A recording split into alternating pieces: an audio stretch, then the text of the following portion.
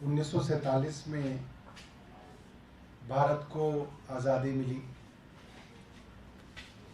और अंग्रेज़ों के करीब 200 साल के शासन से हम सबको आज़ादी मिली। और उस आज़ादी का मतलब क्या था?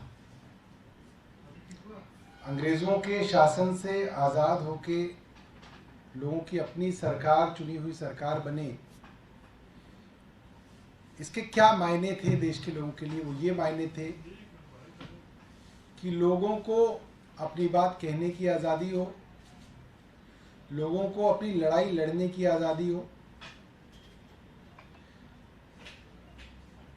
सड़क बनाना, पुल बनाना, रेलवे लाइन डालना, ये काम तो अंग्रेज़ भी करते थे। ऐसा कोई ना कि अंग्रेज़ नहीं करते थे। अंग्रेज़ 200 साल रहे, उन्होंने रेलवे लाइन भी डाली, हाईवे भी बनाए, संसद भवन भी अंग्रेज़ों ने बनवाया।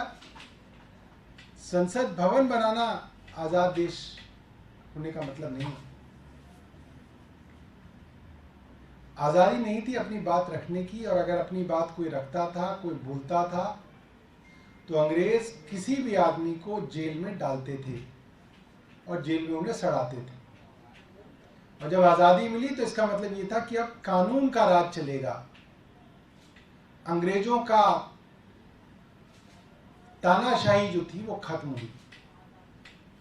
मगर आज हिंदुस्तान में पिछले एक हफ्ते में हम देखें कि जो पत्रकार केंद्र सरकार से सवाल करते थे, उन पत्रकारों के घरों में, काम करने वाले जगहों पे छापे मारे गए, उनको पुलिस ने हैरेस किया, उनको ज़बरदस्ती उठा के थाने ले गए।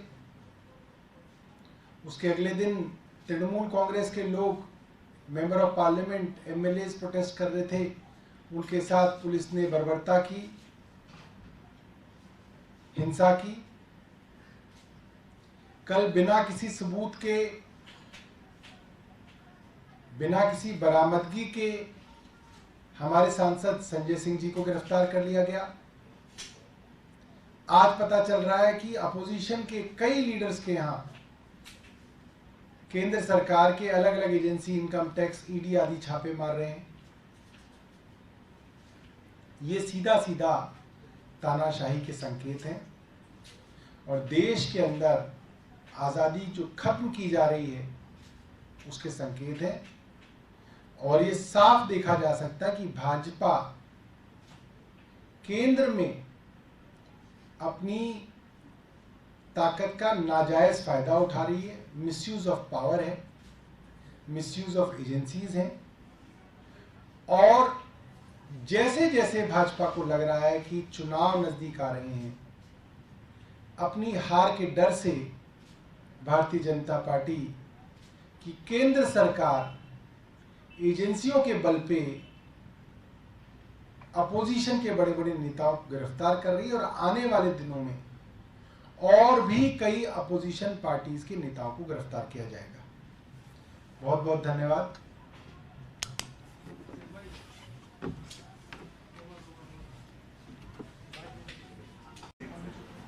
नमस्कार दोस्तों, भारतीय जनता पार्टी जिसकी केंद्र में सरकार है, जिस तरीके से विपक्ष से घबराई हुई है, विरोध के हर स्वर को दबाने पर, शांत करने पर लगी हुई है। हमने देखा कि कैसे पिछले 4 दिनों में मीडिया पर, पत्रकारों पर हमला हुआ। जिन पत्रकार साथियों ने सरकार के साथ एक स्वर होने से मना किया, अलाइन होने से मना किया और व्यवस्था की खामियों पर सवाल पूछे, उनको डिटेन और अरेस्ट किया जा रहा है।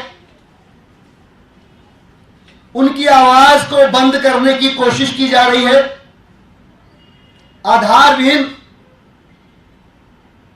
धाराओं में गिरफ्तारियां की जा रही हैं। घोषणा भले न हुई हो, पर यह सीधा सीधा अघोषित आपातकाल है। पहले पत्रकार गिरफ्तार होते हैं तो ठीक उसके बाद पूरे देश ने, दुनिया ने देखा कि देश की जनता की आवाज, जो सांसद हैं टीएमसी के, किस तरीके से उन्हें घसीटा गया। सत्ता की ताकत का दुरुपयोग करके किस तरीके से टीएमसी के सांसद को अपमानित किया गया, वो घटना अभी हमारे जहन में ताजा ही थी कि ईडी ने माननीय राज्यसभा सांसद संजय सिंह के घर पर रेड करी। 8 घंटे रेड चली, कोना कोना छान लिया, कागज का एक एक टुकड़ा उठा लिया, ढेले भर का भी सबूत नहीं मिला, प्रमाण का एक अंश नहीं मिला। और जब ऊपर से जिनके हाथों में इन कठपुतलियों की रस्सी है, उनका आदेश हुआ तो दोपहर के बाद आधारविहीन गिरफ्तारी की गई। आज जब आम आदमी पार्टी भाजपा की तानाशाही गुंडागर्दी के खिलाफ अपनी आवाज बुलंद कर रही है, पूरे देश के अंदर लगभग 40 जगहों पे,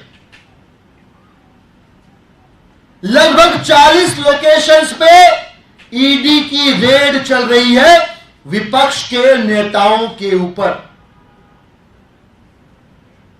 हम सबने इतिहास पढ़ा है दोस्तों, हमें मालूम है हर कालखंड में एक राजा जो अपने कुशासन के लिए कुख्यात होता है, जो भी उसके खिलाफ मुखर होता है, वह कुख्यात राजा उसे जेल की सलाखों के पीछे डाल देता है। हर युग में हुआ है। आज वही बर्ताव अहंकार में आकर भारतीय जनता पार्टी और केंद्र की सरकार विपक्ष के लोगों के साथ कर रही है। आपके खिलाफ आधार है, प्रमाण है, नहीं है, कोई फर्क नहीं पड़ता।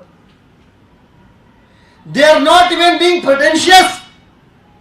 वो इस बात का नाटक भी नहीं कर रहे कि कुछ सबूत होने आवश्यक है, कुछ प्रमाण होने आवश्यक है, और धड़ाधड़ गिरफ्तारियां हो रही हैं। पूरा देश देख रहा है कि भारतीय जनता पार्टी ने 24 के चुनावों के लिए अपने दोनों स्टार प्रचारक मैदान में छोड़ दिए। जी हां, सभी पार्टियां अपने स्टार कैंपेनर फिल्म उतारती हैं, लेकिन भाजपा ने ईडी और सीबीआई नाम के 2 स्टार प्रचारक विपक्ष के पीछे छोड़ दिए। जिस मामले में आदरणीय संजय सिंह जी को गिरफ्तार किया गया,